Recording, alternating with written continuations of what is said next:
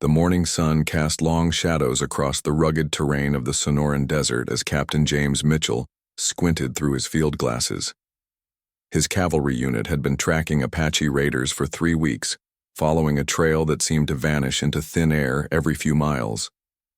The year was 1871, and the United States Army was struggling with what many officers called the Apache problem, a group of indigenous warriors who could disappear like ghosts and strike without warning. Mitchell lowered his glasses and wiped the sweat from his brow. Behind him, 47 soldiers sat mounted on their horses, waiting for orders. Their uniforms were stained with dust, and their faces showed the frustration that had become common among troops stationed in Arizona Territory. They were chasing shadows, and everyone knew it. "Sir, there's no sign of them anywhere," reported Sergeant Collins, riding up alongside the captain. "It's like they just melted into the rocks." What Captain Mitchell and his men didn't realize was that they were being watched, hidden among the desert landscape. Apache scouts had been tracking the soldiers' movements for days. The warriors had developed techniques over generations that allowed them to blend seamlessly with their environment, creating camps that could house dozens of people yet remain completely invisible to outsiders. The Apache people had lived in the harsh desert regions of the American Southwest for centuries. Their survival depended not just on their fighting skills, but on their ability to read the land like a book. Every rock formation, every canyon, every water source told a story that could mean the difference between life and death. When the U.S. military began its campaign to force Apache tribes onto reservations, these survival skills became weapons of resistance. Geronimo, one of the most famous Apache leaders, understood that conventional warfare against the well-armed American forces would be suicide. Instead, he and other Apache war chiefs developed a strategy based on mobility, concealment, and intimate knowledge of the terrain. They would strike quickly at settlements or supply trains, then disappear into landscapes that seemed impossible to navigate, let alone hide in. The secret lay in understanding what the soldiers were looking for.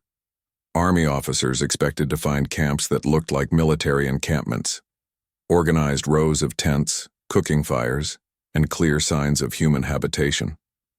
The Apache did exactly the opposite. They created what could best be described as invisible cities, settlements that worked with the natural environment rather than against it. One of their most effective techniques was the scatter camp method. Instead of gathering in one large group, Apache families would spread out across several miles, using natural features like cave systems, hidden valleys, and rock overhangs. Each small group would be positioned to watch the others and communicate through a system of signals that included smoke, reflected sunlight, and bird calls that sounded completely natural to untrained ears. The choice of location was crucial. Apache scouts would spend days examining potential campsites, looking for specific features that would provide both concealment and tactical advantage. They preferred areas with multiple escape routes, natural water sources that couldn't be easily poisoned or blocked, and terrain that would funnel approaching enemies into predictable paths where they could be ambushed. Captain Mitchell's frustration was shared by military commanders throughout the territory. Reports from other units told similar stories: trails that led nowhere, camps that vanished overnight, and the growing sense that they were fighting an enemy who understood the rules of this particular war far better than they did. The Apache weren't just hiding. They were using the landscape itself as a weapon, turning the soldiers' expectations and limitations against them. As the cavalry unit made camp that evening, unaware that Apache eyes watched from the surrounding hills, the stage was set for a conflict that would test both the military might of the expanding United States and the centuries-old survival wisdom of the Apache people. The outcome would depend not just on weapons and numbers, but on who could better read the silent language of the desert itself. In the summer of 1872, General George Crook arrived in Arizona Territory with orders to end the Apache resistance once and for all. Unlike many of his predecessors, Crook was a student of warfare who believed in learning from his enemies. He had heard the reports of invisible camps and vanishing war parties, and he was determined to understand how the Apache achieved what seemed impossible to his officers.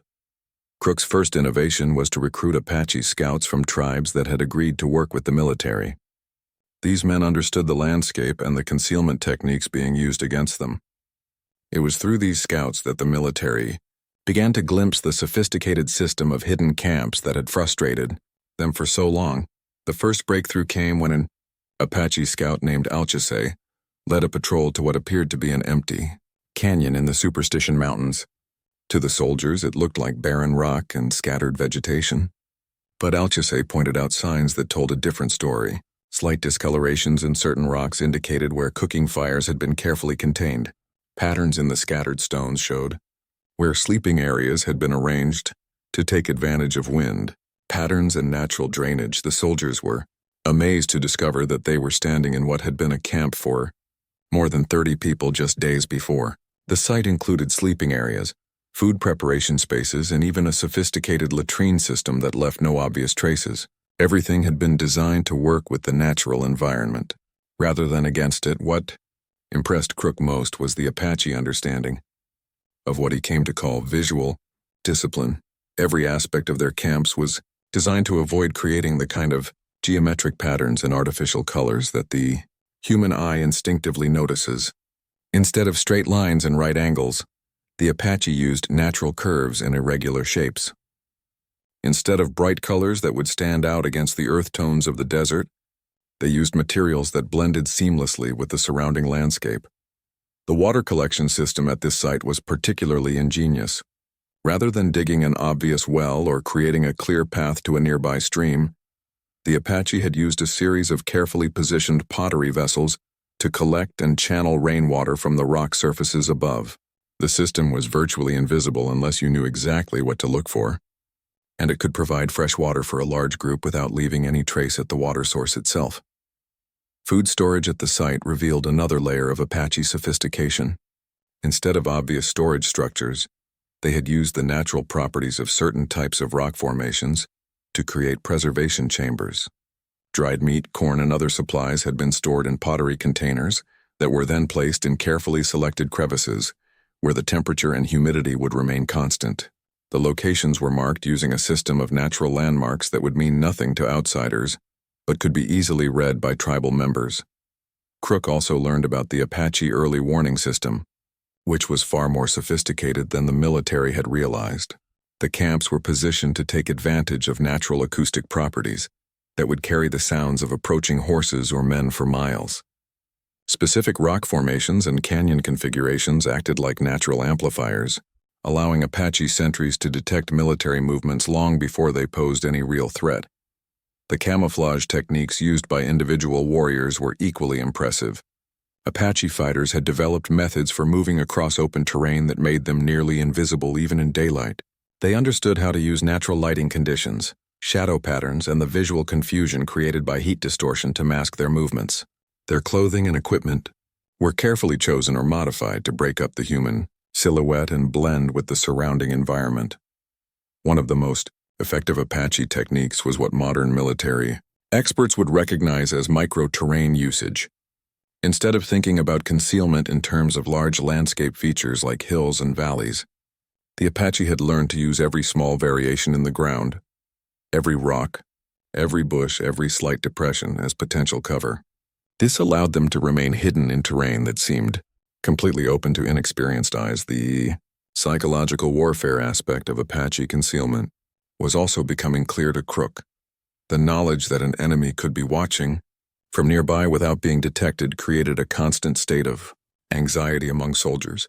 This stress affected decision-making and reduced the effectiveness of military operations.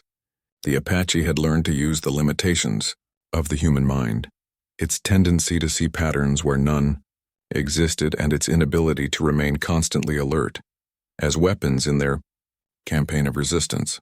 As Crook studied these techniques, he began to understand that he was facing an enemy that had turned the entire landscape into a weapon. The Apache weren't just hiding in the desert. They had become part of it. Their concealment methods represented hundreds of years of accumulated knowledge about survival in one of the world's harshest environments, knowledge that had been refined and perfected through generations of people who understood that invisibility often meant the difference between life and death. Deep in the Chiricahua Mountains, Geronimo studied the approaching dust cloud that marked another military column searching for his band. The great Apache leader was not just a fierce warrior. He was a master strategist who understood that the key to survival lay not in direct confrontation, but in making his people invisible to their enemies. Around him, his followers were preparing to demonstrate the most advanced concealment techniques ever, developed by the Apache. People, the camp where Geronimo's band was preparing to hide, represented the culmination of centuries of knowledge about desert survival. Unlike the scattered approach used by some Apache groups, this was what they called a ghost village, a complete community that could house more than 100 people while remaining completely invisible to searchers passing. Just yards away, the secret lay in understanding the three-dimensional nature of the desert landscape. While soldiers thought in terms of flat ground and obvious hiding places like caves and canyons, the Apache had learned to see the vertical possibilities in seemingly flat terrain. They used natural depressions in the ground, some only a few feet deep, to create living spaces that were completely hidden from anyone not standing directly above them. The construction of these hidden spaces showed incredible ingenuity. Using tools made from stone and wood, Apache women and older men would carefully expand natural depressions in the rock, creating chambers that could house entire families. The excavated material was never left in obvious piles, but was instead scattered over large areas or used to create subtle changes in the landscape that actually improved the concealment of the site. Ventilation was achieved through a system of natural and artificial air shafts that were disguised as animal burrows or natural rock formations. These shafts provided fresh air to the underground spaces, while carrying away cooking smoke and other odors that might betray the presence of the hidden community. The Apache had learned which types of rock formations naturally contained air currents and how to work with these existing systems rather than fighting against them. Water for the ghost village came from a source that perfectly demonstrated Apache understanding of desert hydrology. Instead of relying on obvious streams or springs that soldiers would certainly investigate, they had located what geologists would now call a perched aquifer, underground water trapped in rock formations that could be accessed without creating obvious wells or water holes. The access point was hidden beneath a carefully constructed, false floor that looked like natural rock but could be lifted to reveal the water source below. Food preparation in the ghost village had been refined to eliminate all the usual signs of human habitation. Cooking fires were built in underground chambers with sophisticated chimney systems that dispersed smoke through multiple hidden outlets. The heat from these fires was used not just for cooking but also for food preservation, creating conditions that would keep meat and vegetables fresh for extended periods, without the need for obvious storage structures. The Apache had also developed techniques for managing waste that left no trace of their presence. Human waste was processed using methods that broke it down quickly and eliminated odors that might attract attention. Even garbage was carefully managed, with organic material buried in specific ways that would accelerate decomposition, and inorganic items reused or cached for future use. One of the most impressive aspects of the ghost village was its evacuation system. The Apache had learned that even the best concealment might eventually fail, so they designed their hidden communities with multiple escape routes that could be used quickly if discovery seemed imminent. These routes took advantage of natural features like underground watercourses and hidden canyon systems that would allow the entire population to disappear in different directions within minutes. The camouflage of the ghost village extended to the area around it as well. The Apache had learned to create what they called false signs, deliberate traces that would lead searchers away from the actual camp location. These might include old fire pits, discarded items, or even tracks that appeared to show the band moving in a completely different direction. The false signs were placed with careful attention to how long they would last and what story they would tell to anyone who found them. Personal concealment within the ghost village was equally sophisticated. Apache warriors and their families had developed techniques for remaining hidden, even if soldiers managed to get close to the camp location. These included the use of natural camouflage materials that would make a person virtually indistinguishable from the surrounding rocks and vegetation, as well as breathing and movement techniques that could be maintained for hours without detection. The effectiveness of these ghost villages was demonstrated repeatedly during the final years of the Apache Wars. Military expeditions would sweep through areas where large Apache bands were known to be hiding, sometimes camping within a few hundred yards of the hidden communities, without finding any trace of their presence. The psychological impact on both sides was enormous. The soldiers became increasingly frustrated and demoralized, while the Apache gained confidence in their ability to resist even the most determined military campaigns. As Geronimo watched the dust cloud of the approaching soldiers, he knew that his people were safe in their invisible stronghold. The ghost village around him was more than just a hiding place. It was a testament to the Apache ability to turn the harsh desert environment into an ally in their fight for survival and freedom. The final chapter of the Apache Wars ended not with a great battle, but with the gradual realization by military commanders that they had been defeated by an enemy whose greatest weapon was invisibility. In September 1886, when Geronimo finally surrendered to General Miles, it marked the end of a conflict that had been decided not by superior firepower, but by the Apache mastery of concealment techniques that had evolved over centuries. The surrender negotiations themselves revealed the extent to which Apache concealment methods had frustrated military efforts. General Miles had been pursuing Geronimo's band with more than 5,000 troops, supported by telegraph lines, supply depots, and the most modern military technology available. Yet Geronimo's group, numbering fewer than 40 people including women and children, had remained free for months while, hidden in terrain that the army had searched repeatedly, the secret to their success lay in the perfection of techniques that transformed the Apache from hunted fugitives into nearly supernatural opponents. In the final months before surrender, Geronimo's band had developed what could only be described as mobile invisibility, the ability to move across open terrain while remaining completely hidden from observation. This was achieved through a combination of movement techniques, camouflage methods, and timing strategies that allowed them to travel during periods when atmospheric conditions would make detection nearly impossible.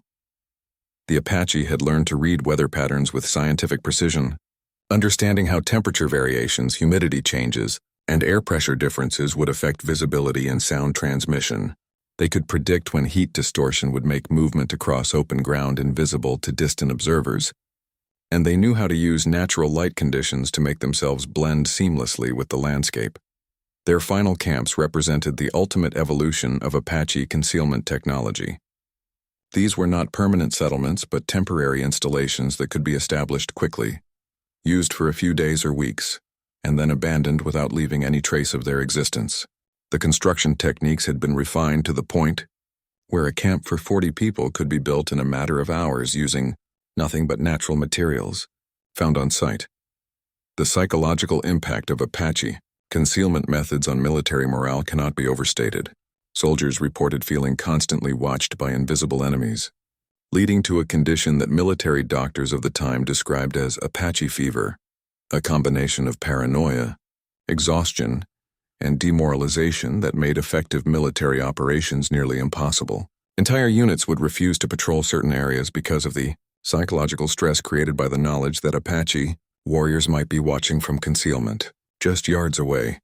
The economic cost of fighting an invisible enemy also became a major factor in the decision to end the conflict. The military had spent millions of dollars deploying large forces to search for small groups of Apache who could vanish at will. Supply lines had to be heavily guarded because of the constant threat of attack by enemies who could appear and disappear without warning. The cost-effectiveness of Apache concealment techniques had made their resistance campaign economically unsustainable for the U.S. government.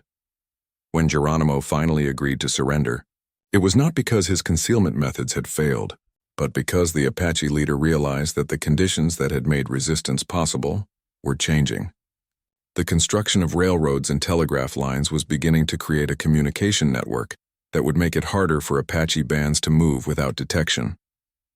The arrival of increasing numbers of settlers was reducing the areas of empty wilderness where concealed camps could be established and maintained. The legacy of Apache concealment techniques extended far beyond the end of the Apache Wars. Military observers from around the world had studied the conflict and recognized that the Apache had developed methods that could revolutionize military thinking about camouflage, reconnaissance, and guerrilla warfare. Many of the techniques that the Apache had perfected over centuries would later be incorporated into modern military doctrine. The Scientific principles underlying Apache concealment methods also attracted attention from researchers, who recognized that the Apache understanding of environmental science was far advanced beyond what was known in academic circles.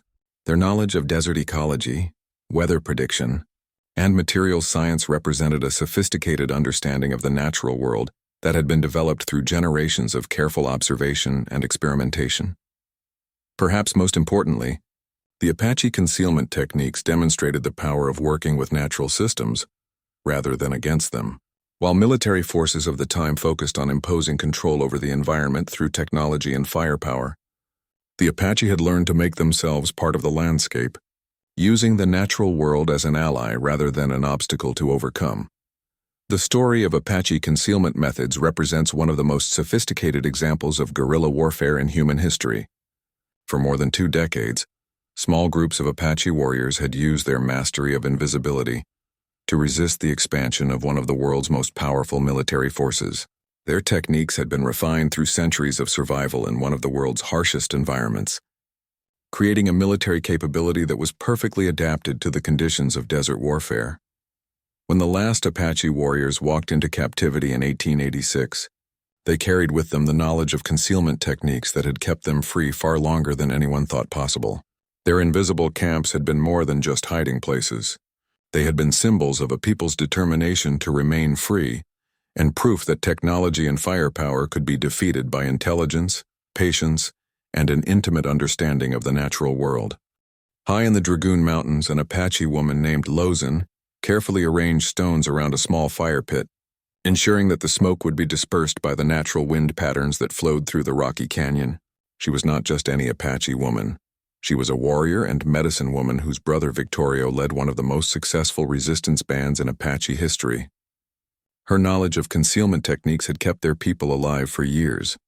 The fire pit was a masterpiece of engineering that most soldiers would walk right past without noticing.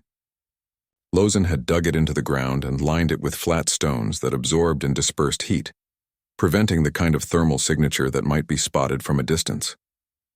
The entrance was positioned to take advantage of natural air currents that would pull smoke down into underground chambers before it emerged, diluted and barely visible from several different points hundreds of yards away. Around her, the Apache camp was a study in adaptation that had taken generations to perfect. Unlike the neat rows of army tents that could be spotted from miles away, the Apache had learned to use every natural feature of the landscape. Families slept under overhanging rocks that provided both shelter and camouflage. Their horses were kept in natural corrals formed by canyon walls, hidden from view and muffled by the sound of wind through the rocks. The genius of Apache concealment lay in understanding what they called the invisible rules of the desert. Every animal, every plant, every rock formation followed patterns that an experienced eye could read.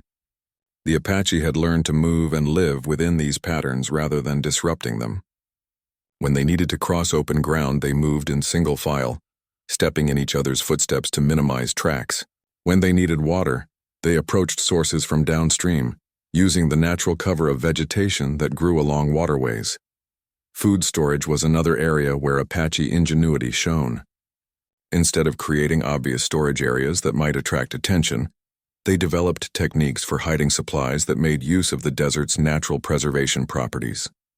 Dried meat and corn were stored in pottery vessels that were then buried in specific types of soil that would keep the contents fresh for months. The locations were marked using a system of natural landmarks that could be read by tribal members but meant nothing to outsiders. One of the most sophisticated aspects of Apache camp design was their water management system. In the arid Southwest, water sources were often the first places soldiers would search for signs of Native American presence. The Apache solved this problem by developing methods for collecting and storing water that left no trace at the source itself. They used carefully positioned pottery vessels and animal bladders to collect rainwater from rock surfaces, and they developed techniques for finding and accessing underground water, sources that didn't require obvious digging or well. Construction. Communication between scattered camp groups was maintained through a network of signals that demonstrated the Apache understanding of their environment. Smoke signals were used, but not in the obvious way that many people imagine. Instead of sending messages during the day when smoke might be easily spotted, the Apache often used the technique during specific weather conditions when natural phenomena would disguise their signals. They also used polished metal or crystals to reflect sunlight in coded patterns, and they developed a sophisticated system of calls that mimicked the sounds of local birds and animals. The psychological impact of these concealment techniques on pursuing soldiers cannot be overstated. Army reports from the period describe the frustration and growing fear among troops who felt they were being watched by invisible enemies. Soldiers would find evidence of recent Apache presence, footprints, cold fire pits, horse droppings, but never the people themselves. This cat-and-mouse game wore down military morale and created a sense that the Apache possessed almost supernatural abilities. What the soldiers didn't understand was that they were up against a people who had turned survival into an art form. Every Apache child grew up learning to read tracks, to move silently across different types of terrain, and to find food and water in places where others saw only barren rock. These weren't just military tactics. They were life skills passed down through generations of people who had made the harsh desert their home. The effectiveness of Apache concealment methods was demonstrated repeatedly during the Apache Wars. Time and again, large military expeditions would sweep through areas where Apache bands were known to be hiding, only to find empty landscape. The warriors and their families would wait, sometimes for days in their hidden camps while soldiers passed within yards of their positions. When the immediate danger passed, they would emerge to continue their resistance, striking at supply lines and settlements before vanishing once again into the seemingly empty desert. Lieutenant Charles Gatewood had spent 3 years studying Apache tactics, and by 1886 he had become one of the few military officers who truly understood the sophistication of their concealment methods. Unlike many of his colleagues who saw the Apache as primitive savages, Gatewood recognized that he was dealing with masters of survival who had developed techniques that could teach valuable lessons to any military force. The breakthrough in understanding came when Gatewood was allowed to observe an Apache camp being constructed from start to finish. Working with Apache scouts who had agreed to demonstrate their techniques, he watched in amazement as a barren hillside was transformed into a hidden village that could house 50 people while remaining completely invisible to outside observers. The process began with what the Apache called reading the land. Experienced Apache scouts would spend days studying a potential campsite, observing how water moved across the terrain during different weather conditions, noting the direction of prevailing winds and identifying the natural pathways that animals used to move through the area. This information was crucial because the camp had to work with these natural patterns rather than disrupting them. Site preparation was an exercise in surgical precision. Rather than clearing obvious areas for their use, the Apache would make thousands of tiny modifications to the landscape that individually meant nothing but collectively created a hidden infrastructure. A rock might be moved slightly to create better drainage. Vegetation might be carefully trimmed to improve sightlines without creating obvious clearings, and natural depressions might be deepened by just a few inches to provide better concealment. The construction of individual living spaces demonstrated Apache mastery of materials science. They had identified specific types of desert plants whose fibers could be woven into virtually invisible shelters that would blend perfectly with the surrounding vegetation. These shelters were not just camouflaged. They were designed to move naturally with the wind in ways that mimicked the movement of local plant life. Gatewood was particularly impressed by the Apache approach to fire management, which solved one of the most difficult problems facing anyone trying to remain hidden in hostile territory. The Apache had developed what they called cold cooking techniques that used the heat of the sun, focused through carefully positioned stones and metal objects, to prepare food without creating smoke or flames. When fires were absolutely necessary, they used a system of underground chambers and natural chimneys that completely eliminated visible smoke while providing adequate heat for cooking and warmth. The water systems in Apache camps represented engineering solutions that were centuries ahead of their time. Instead of relying on surface water sources that could be easily poisoned or blocked by enemies, the Apache had learned to identify and tap into underground water sources that were completely hidden from surface observation. These systems included hand-dug wells that were concealed beneath false floors and sophisticated collection systems that gathered water from underground seepage and stored it in hidden reservoirs. Food. Storage in Apache camps was based on principles that modern food scientists would recognize as highly advanced. The Apache had identified natural preservatives found in local plants and minerals that could keep meat, vegetables, and grain fresh for months without refrigeration. These preserved foods were stored in cache systems that were scattered across large areas and marked using landmarks that would mean nothing to outsiders but could be easily located by tribal members. The communication systems used by Apache camps were equally sophisticated. Rather than relying on obvious signals that might be intercepted by enemies, they had developed what Gatewood described as invisible telegraph systems that used natural phenomena to carry messages across vast distances. These included the use of bird and animal calls that were indistinguishable from natural sounds, as well as visual signals that used reflected light, shadow patterns, and even the movement of vegetation to convey complex information. One of the most impressive aspects of Apache camp design was the integration of defensive positions that were completely hidden from outside observation. Rather than building obvious fortifications that would reveal the camp's location, the Apache created concealed fighting positions that could be occupied quickly if the camp came under attack. These positions were positioned to provide overlapping fields of fire while remaining invisible to attackers until the moment they were used. The Apache had also developed sophisticated counter-tracking techniques that made it extremely difficult for enemies to follow them to their hidden camps. These included methods for moving across different types of terrain without leaving obvious traces, techniques for disguising the number of people in a group, and ways of creating false trails that would lead pursuers away from the actual camp location. Psychological warfare was another element of Apache concealment strategy that Gatewood came to understand. The knowledge that an enemy could be watching from nearby without being detected created a constant state of anxiety among military forces. The Apache had learned to use this psychological pressure as a weapon, creating situations where soldiers would become so focused on looking for hidden enemies that they would make tactical mistakes or become paralyzed by indecision.